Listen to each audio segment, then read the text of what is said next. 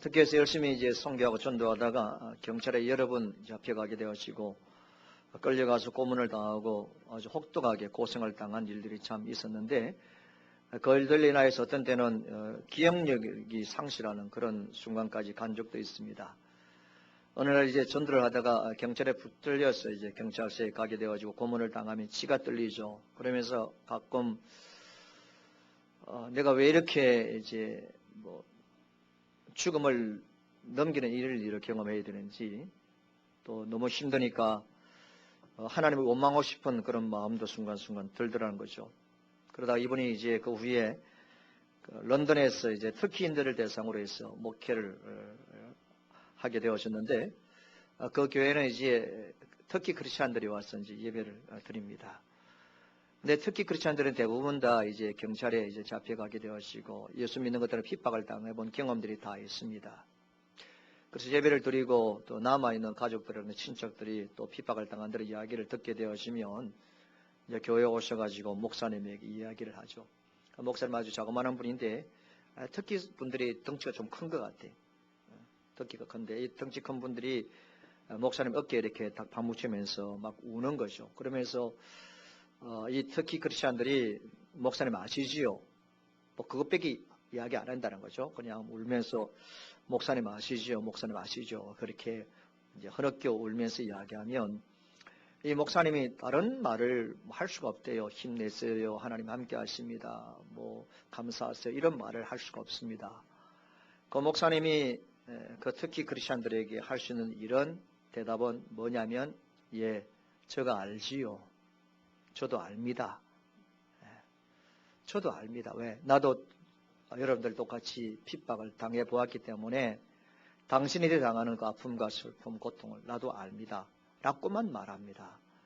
그러면 목사님 아시지요? 하면 저도 압니다. 라고 하면 울음바다가 되어지고, 근데 그 짤막한 말들을 서로 주고받는 가운데 서로가 서로의 마음에 치유가 되어지고, 이제 그분이 이 이야기를 하는 이유가 뭐냐면 지난날에 자기가 터키에서 그렇게 고생을 많이 하고 죽을 고비를 넘기는 순간에도 사실은 믿음을 이겼고 사명감 때문에 이겼고 또 감사한 마음을 가지고 견뎌왔는데, 지금 이 시간 이 터키 크리스찬들과 함께 이제 기도하면서 그들을 위로하면서 제가 알지요라고 할 때에 정말로 자기의 마음속에 감사가 있더라는 거죠.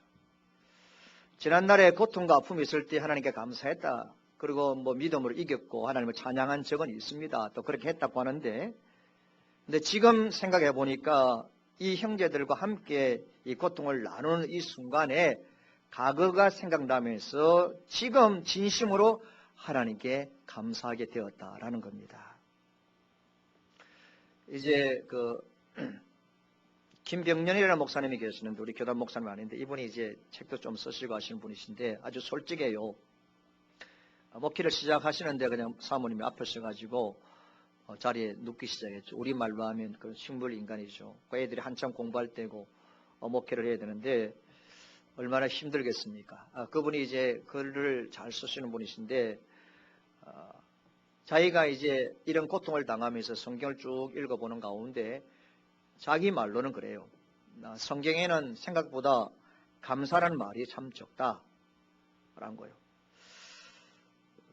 아내가 아프면서부터 나를 괴롭게 하는 단어들이 참 있는데 내가 목사이고 또 성경에 또 그렇게 있고 내가 설교를 해야 되니까 교인들에게 기뻐하라, 감사하라, 하나님 뜻이 있을 것입니다 라고 그렇게 설교하기가 쉽지 않던 거죠. 이제 그런 고민을 가지고 성경을 쭉 읽어가는데 생각보다 성경에는 감사하라는 말들이 그렇게 많이 없더라는 거죠. 그러면서 이제 이분이 교인들에게 이제 설교를 하면서 아픔을 당하고 고통을 당하는 성도가 있으면 집사님 감사하세요. 하나님께 합력의 손을 이루시지 않겠습니까? 라고 그렇게 말하기가 참 어렵다는 거죠. 왜? 자기가 그렇게 잘 안 되니까. 잠언서를 읽어보니까 우리가 그 잠언서 안의 내용 가운데 여러분 감사하라는 단어는 딱 한 번밖에 안 나옵니다. 우리가 산상수훈 좋아하잖아요. 예수님께서 가르치신 설교하신 산상수훈요. 그 산상수훈에는 여러분 기뻐하라는 단어보다 뭡니까? 애통하라는 단어가 먼저 나오죠. 그래서 우리는 어쩌면 감사하라는 겉면의 홍수 속에 살아가죠. 또 감사에 대한 설교집도 많고 감사에 대한 글들도 많습니다. 그래서 목사님들이 어떻게 교인들을 하여금 감사하라 감사하라 감사하라고 설교도 많이 하고 강조를 하죠. 근데 가만히 생각해 보면 어쩌면 감사하세요 감사하세요 하나님 뜻이 있겠습니다 라고 이렇게 설교를 강하게 할 수밖에 없어서 하겠지만은 그 설교가 오히려 성도들로 하여금 때가 되면 진심으로 감사하지 못하도록 하는 걸림돌이 될 수 있다는 거죠. 목사님 오늘 왜 그렇게 어렵게 설교하십니까? 그렇게 하시는 분들이 계실지 모르지만은 이 김 목사님도 그렇기도 하고 저도 경험해 보는 가운데 어떤 답답하고 어려운 일을 당하고 참 상처를 당하고 하면 교회 나오면 목사님이 기뻐하라 감사하라 하고 또 형제 자매들도 기도하겠습니다 라고 하는데 그게 잘 안 된단 말이에요. 그런데 시간이 조금 지나면 조금만 더 인내하고 기다리고 한 걸음 한 걸음 어떻게 보면 참 죽지 못해서 살아가는 그런 갈등 속에서 그런 뒹구는 가운데서 좀 살아가다가 어느 시점에 보니까 뭔가 보이는 거예요. 어느 시점에 가니까 무엇이 소중한지 아는 것이죠. 그런데 시간이 지나면서 처음에는 안 보이는데 그래서 원망도 감사가 막 섞였는데 그래서 감사는 하긴 했는데 그 감사가 굉장히 형식적이고 외식적이었는데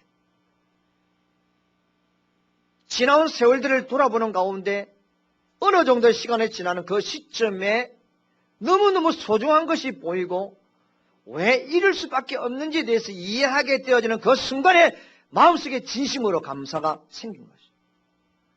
그 감사는 진심된 마음에서 우러나온 감사이기 때문에 그 감사는 하나님 100% 받으신 줄 믿습니다. 그래서 이 목사님이 하시는 이야기 중에 하나 글 중에 보면 교인들이 뭐 좀 답답해야 울고 있는 사람이 막 울동 내버려두라. 목사님 찾아가가지고 감사하세요 막 설교하지 마라.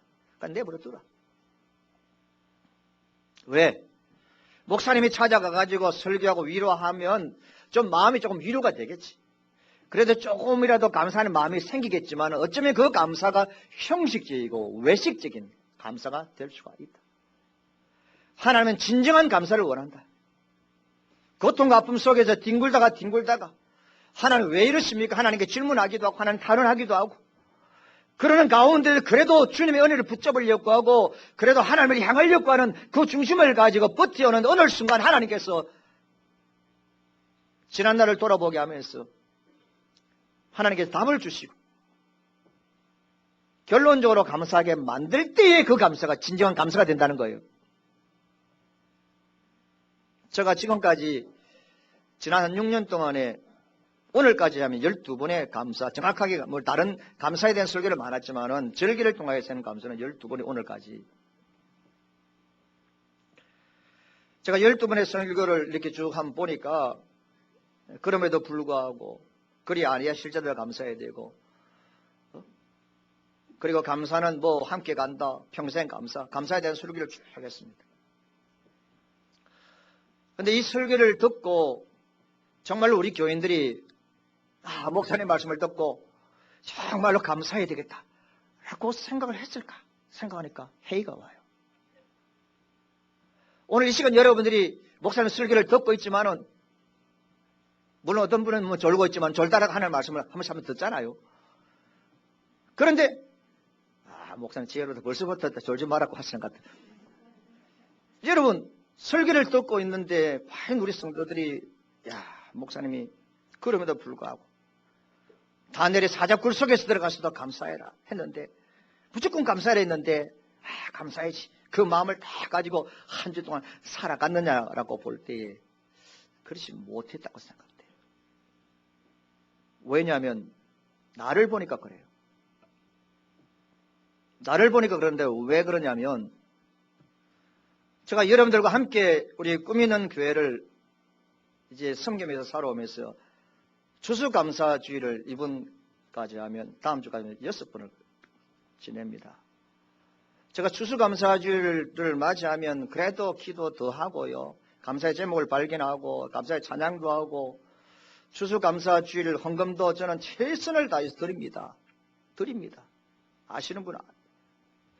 그런데 지금까지 내가 감사주의를 맞이할 때의 그 감사하는 마음보다 이번 추수주의를 맞이하면서 하나님을 향한 감사하는 마음이 진짜인 것 같거든.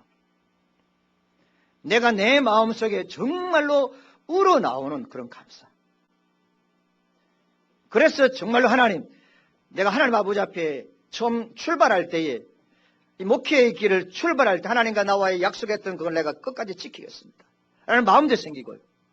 감사하는 마음이 너무너무 생기는 거예요.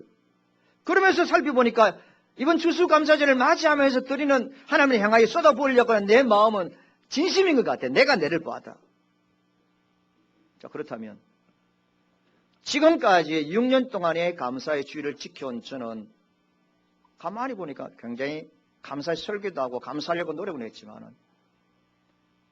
이번처럼 마음에서 정말로 우러나오는 그런 감사가 아니었다. 어쩌면 보이기 위한 것이고 굉장히 위선적이었던 것이라고 생각이 되어지는 거예요. 그러면 왜 지금 정말로 감사하는 마음이 생기는가?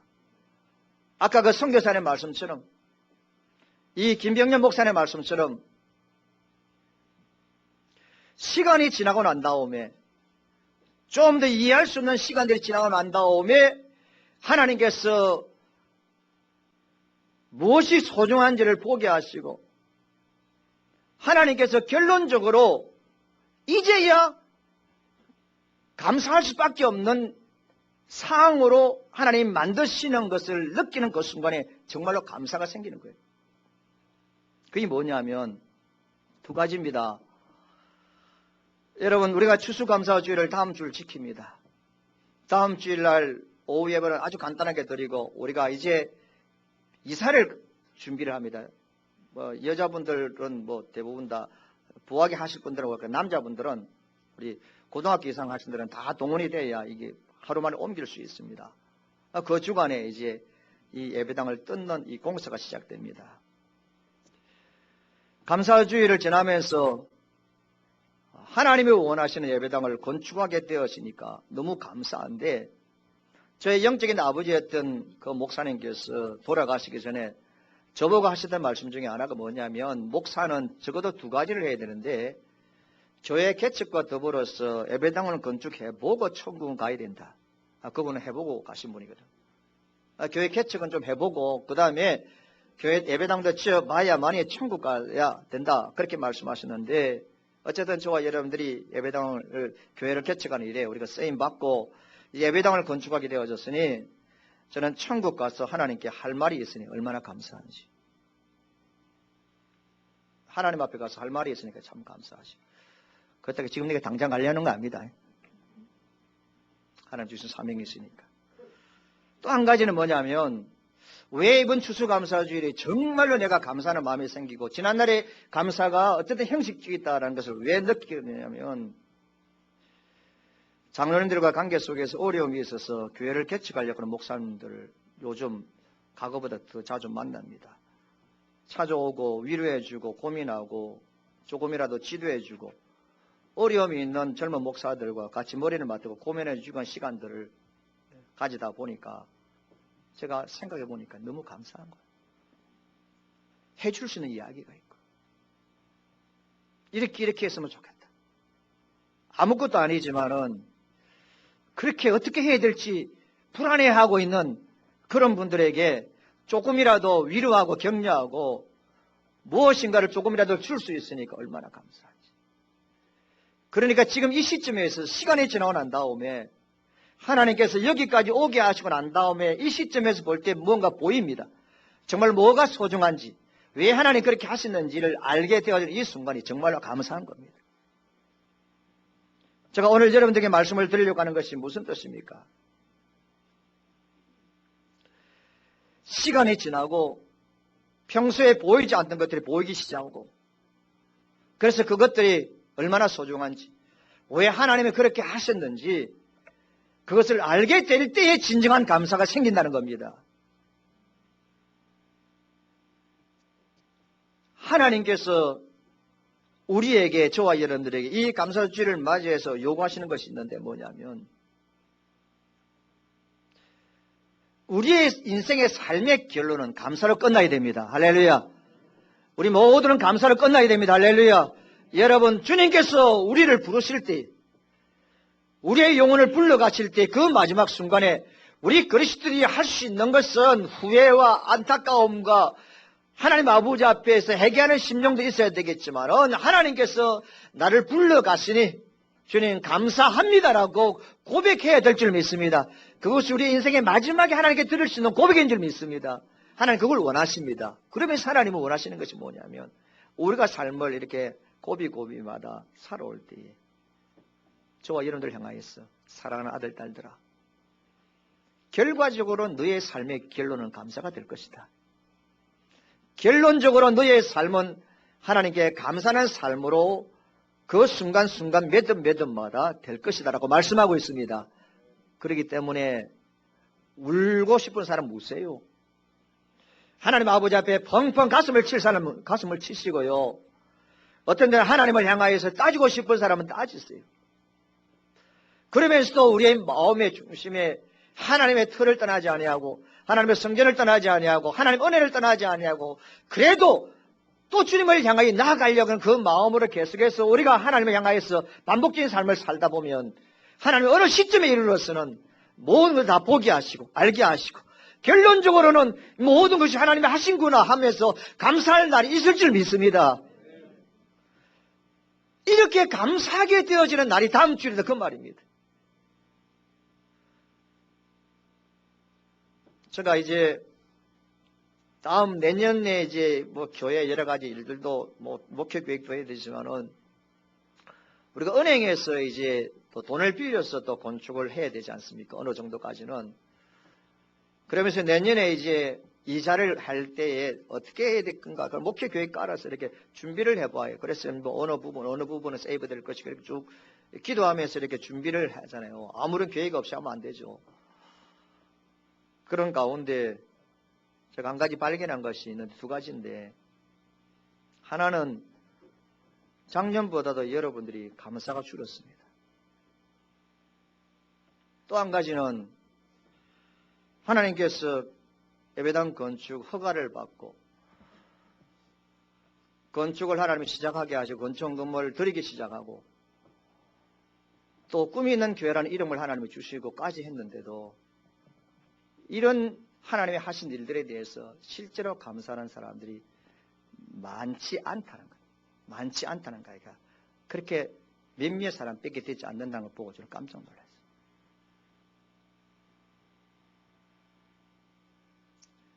우리가 주간 기도 제목 가운데 하나님의 성전은 하나님에 대한 기도와 하나님에 대한 감사와 십자가의 사랑으로 지어져 가야 된다고 되어 있습니다. 그래서 저는 불안한 마음은 아니지만 오늘도 이 백성들에게 이 추수감사절을 맞이해서 하나님께서 원하시는 것을 가르쳐야 되겠다라는 마음을 하나님 우리에게 주신 것입니다.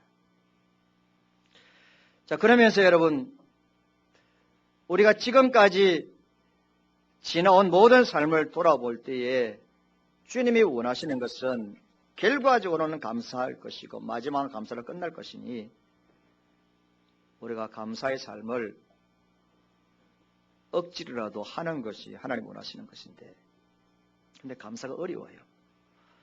우리가 전도서 보면 이스라엘 백성들이 추수감사주를 지키면 그들이 추수감사 주간 동안에 전도서를 읽습니다.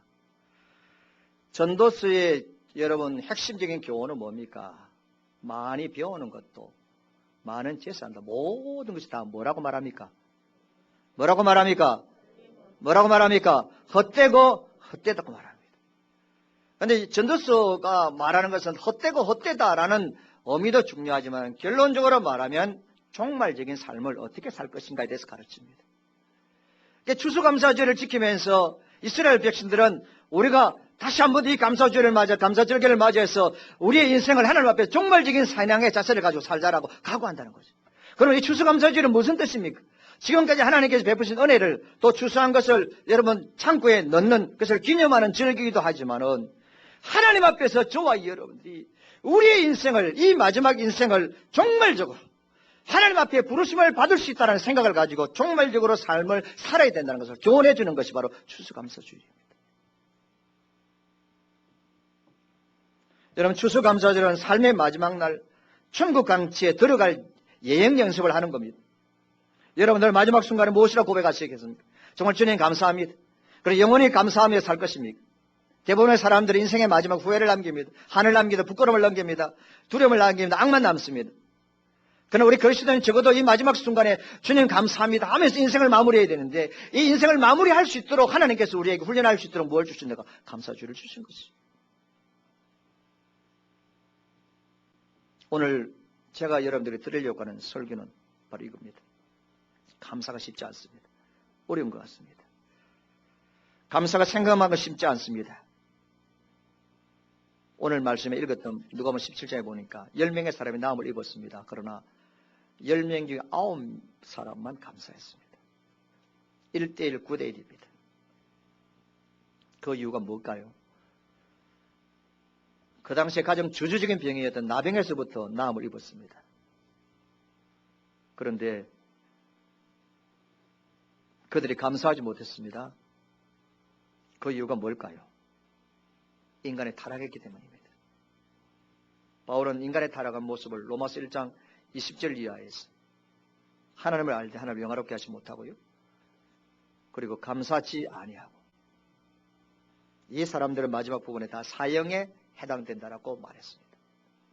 디모데서는 말세 일어날 현상 중에 하나가 여러분 자기를 사랑하죠. 정말입니다. 자기를 사랑하는 시대입니다. 돈을 사랑하죠. 교만하죠. 해방하죠. 부모를 거역하죠. 맞죠? 감사치 아니함. 이것이 말세의 모습이라고 했습니다. 타락한 인간의 특성 가운데 한 가지는 하나님께 감사할 줄 모르는 겁니다. 그래서 내 마음속에 감사가 없으면 아직 내가 타락한 성품을 극복하지 못했구나라고 생각하면 거의 맞습니다. 오늘 본문에 보면 10명의 나병 환자가 다 나음을 입었습니다. 그런데 한 사람만 돌아왔습니다. 그것도 이방 사람입니다. 예수님께서 10사람이 다 나음을 입고 깨끗함을 받았는데 9은 어디 있느냐? 이방인 외에는 하나님께 영광을 돌릴 자가 없느냐라고 예수님께서 친히 질문하셨습니다. 이것은 예수님이 깜짝 놀란 것을 말하죠. 깜짝 놀랐습니다. 왜 놀랐습니까? 두 가지 측면에서 놀랐습니다. 첫째는 적어도 유대인들이 예수님께 돌아와서 감사할 줄 알았는데 마땅히 돌아와야 될 유대인들이 돌아오지 않았습니다. 감사하지 않았습니다. 둘째로 기대하지 않던 이방 사람이 돌아와서 하나님께 감사했습니다. 그러니까 10사람이 모두가 예수님을 놀라게 했는데 9명의 사람 부정적인 측면에서 예수님을 놀라게 했습니다. 감사를 마땅히 해야 될 자가 감사하지 않으면 예수님은 놀랐습니다. 감사를 기대하지 않는 이 사마리아 사람이 와서 감사했을 때 예수님이 놀랐습니다. 저와 여러분들 어떤 분류의 사람입니까? 우리는 어떤 분류의 사람입니까? 우리가 주님 앞에 와서 정말 긍정적인 측면에서 주님께 감사함으로 주님을 놀라게 하는 자입니까?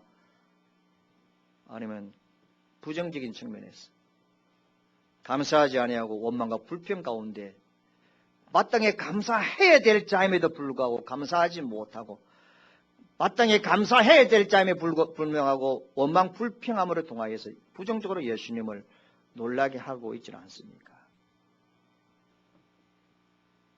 하나님은 우리의 감사를 원하시죠. 19절 보니까 그 얘기를 했을 때 일어나 가라. 내 믿음이 너를 구원했다고 말합니다. 내 믿음이 너를 구원했다고 말씀합니다. 자, 그러면 여러분들이 유대인 9명은 믿음이 없었느냐?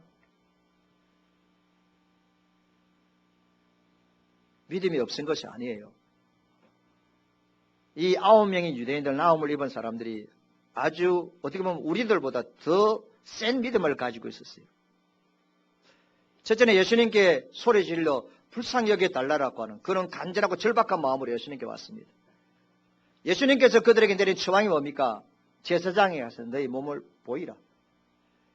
예수님께서 사복음서에 보면 병자들이 찾아올 때에 만지시고 안수하시고 침을 이기시고까지 하는 이런 일들이 있었는데 오늘은 예수님이 손대지 않았습니다. 안수하지 않았습니다. 그들을 향하여서 그저 제사장에게 가서 너희 몸을 보이려고만 했습니다. 그런데 이 10명의 사람들이 예수님의 말씀을 믿고 제사장에게까지 간 건 아니에요. 제사장을 향하여 가는 가정에 나음을 입은 겁니다. 우리 같으면 예수님 안수해달라. 한번 나를 일으켜달라. 이렇게 해야 되는데 이 사람들은 믿음이 있는 사람이다 보니까 그냥 제사장에 보이라고만 했는데도 보이기 위해서 갔습니다. 믿음이 없습니까? 믿음이 있은 거죠. 사랑하는 성도 여러분, 이들이 나음을 입었다는 것은 절박함이 있었고 예수님에 대해서 믿음이 있다. 저분은 병을 고치신다는 믿음을 가지고 있습니다. 그러나 이 9명의 사람들에게 있어서는 그런 믿음에 있어서는 결정적으로 부정한 것이 있습니다. 이 9명의 사람의 믿음은 어떤 믿음이냐? 주시옵소서라는 믿음이 있습니다. 그러나 이 9명의 사람들은 감사합니다라는 믿음이 없었습니다. 받는 믿음은 있었습니다. 그러나 드리는 믿음이 없었습니다. 예수님이 사마리아 사람에게 칭찬하신 믿음은 주시옵소서 믿음이 아니라 감사합니다 믿음 때문에 예수님께 칭찬하신 것입니다. 오늘 저와 여러분들은 주시옵소서라는 믿음에 머물지 마시고 더 한 걸음 나아가서 감사합니다라는 믿음의 수준까지 나아가야 될 줄 믿습니다.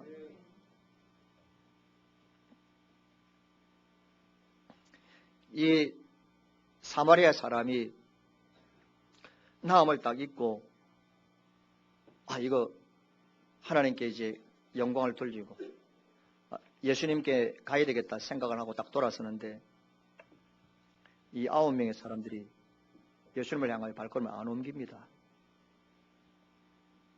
이 9명의 사람들은 부모한테 갔는데 어디 갔는지 잘 몰라요. 진짜 제사장한테 갔는지 잘 모르죠. 어쨌든 자기들 길로 갔습니다.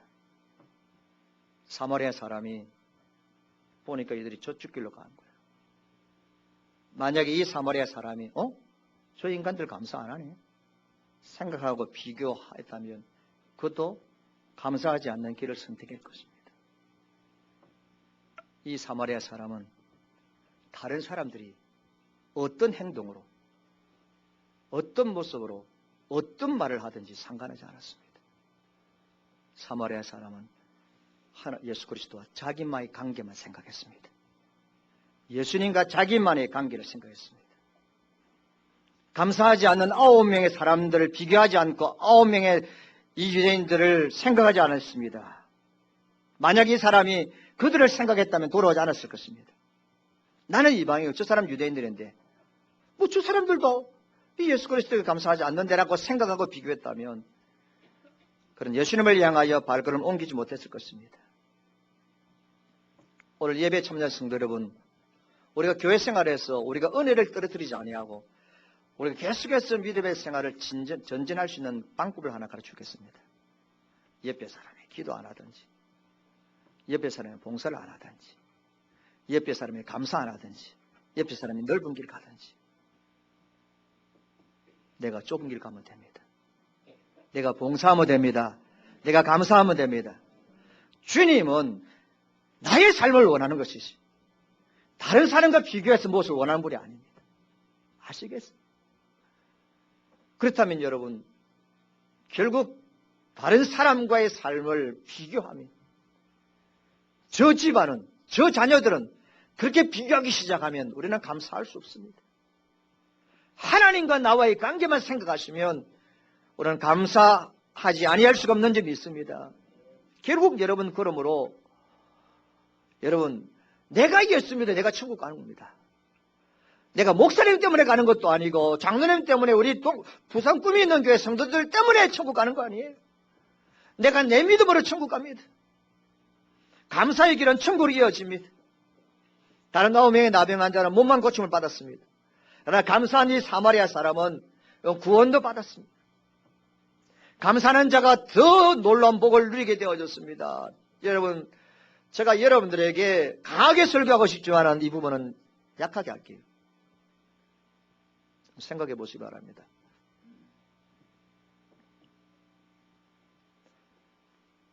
나음을 입은 이 9명의 유대인들은 차라리 낫지 않고 예수 믿어 영생하는 게 더 나았습니다. 여러분, 내가 나병에 걸려 죽더라도 예수를 믿어 영생하는 게 더 중요하죠. 할렐루야 아닙니까?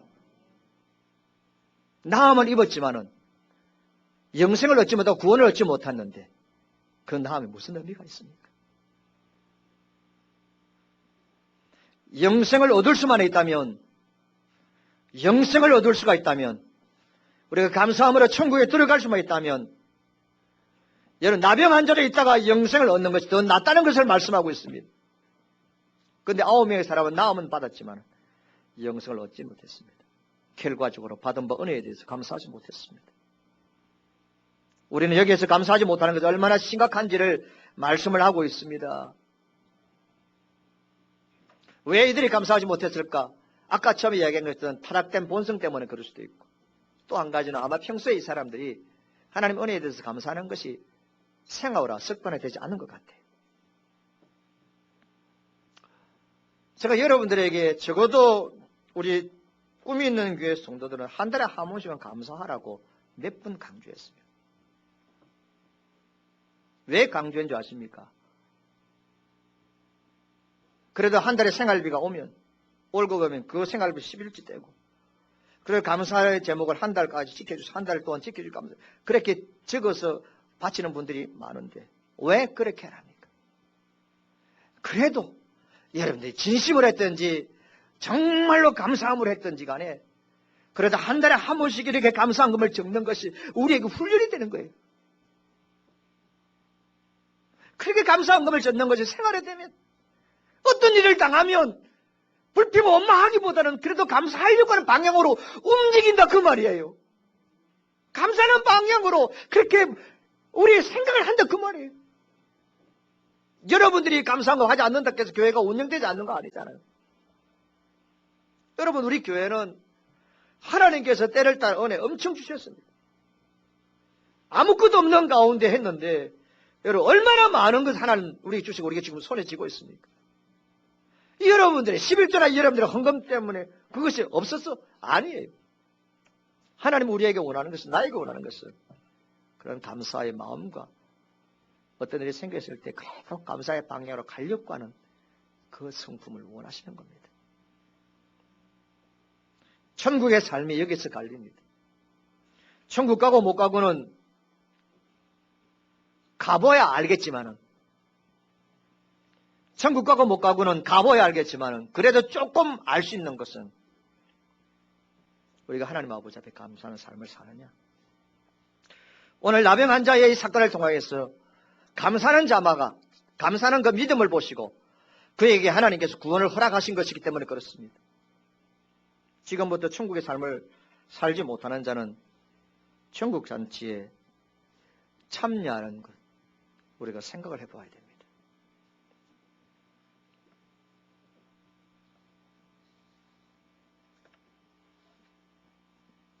제가 지난 맥주 감사주일 때 전상병 시 기천이라는 시를 소개한 적이 있는데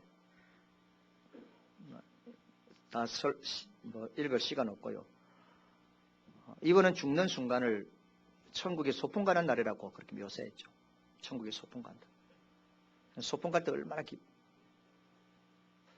저는 간혹 이제 식당에 가면 음료수를 마셔야 되잖아요. 콜라 사이다 안 시킵니다. 뭘 시킵니까? 환타입니다. 노란 환타. 왜? 우리 중학교, 초등학교 때 소풍 갈 때 뭡니까? 그 환타 하나 얼마나 이렇게 합니까? 그래서 그때 생각해서 저는 이 오렌지, 오란씨 환타를 시킵니다. 이분이 죽는 것은 하늘나라에 소풍 가는 거라겠습니다. 그런데 이분이 하늘나라 소풍 가는 것만큼 과거의 삶이 좋았느냐 아니에요. 동변이 간첩단 사건 휘말려서 억울한 옥살이를 하고 그리고 술을 마시고 영양실조로 길에 쓰러져 있고 사람들이 이거 뭐 죽은 사람인 줄 알고 시립정신병원에 버려졌던 사람입니다. 친지들은 행방불명된 그가 죽은 줄 알고 유고집을 내기도 했죠. 그러나 그가 이제 예수를 만나고 난 다음 예수를 만나기 전에는 죽음을 주지라는 시를 많이 썼습니다. 아버지 어머니는 고향 산수에 있고 외톨백에 나는 서울에 있고 형과 누이는 부산에 있는데 여비가 없으니 가지 못한다. 저승 가는데 여비가 든다면 나는 영영 가지 못한다. 그 인생이 얼마나 허무했던지 죽는데도 돈이 든다면 나는 못 죽을 정도로 그 인생을 저주스럽게 살았던 사람이에요.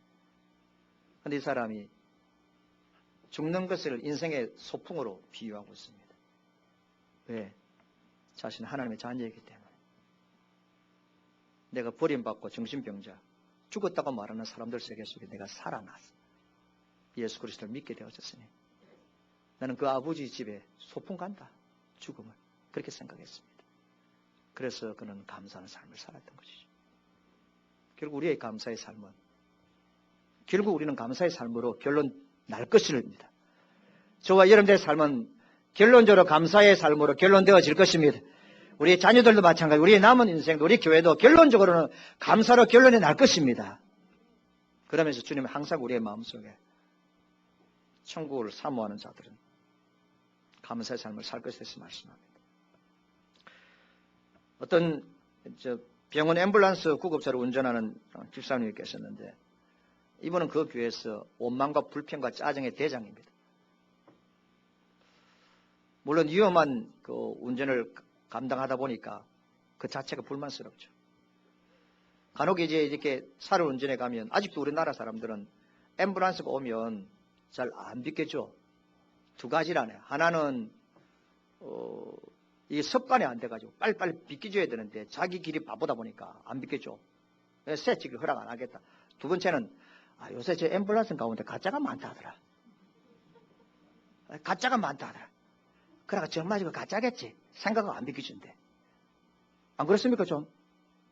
그런 것도 있어요. 이제 사실 환자를 안 실었는데도 앰뷸런스 윙윙 하고 하는 인간들이 있습니다. 그죠? 비켜줘.